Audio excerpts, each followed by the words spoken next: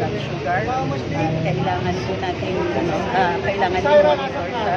At baka hindi siya pwedeng biyahe. At yun po ang pinangangamba namin na baka dalhin siya, ilabas siya sa ating bansa.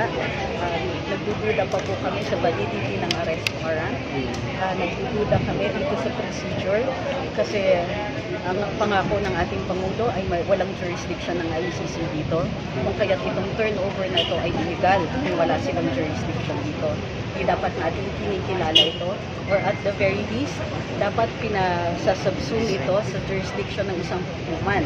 Kapag tayo po ay hinihinga ng extradition, dumadaan po yan sa hukuman. Ito pong procedure dito sa pagkikilala ng isang arrest warrant sa isang international tribunal ay maaari lang gawin kung ito ay dinulog muna sa hukuman ng Pilipinas. Dahil tayo ay isang bansang may soberanya. At yung soberanya na yan, ibig sabihin pwede natin hindi kilalanin ang mga utos na nanggagaling sa ibang mga tribunals na pang-international.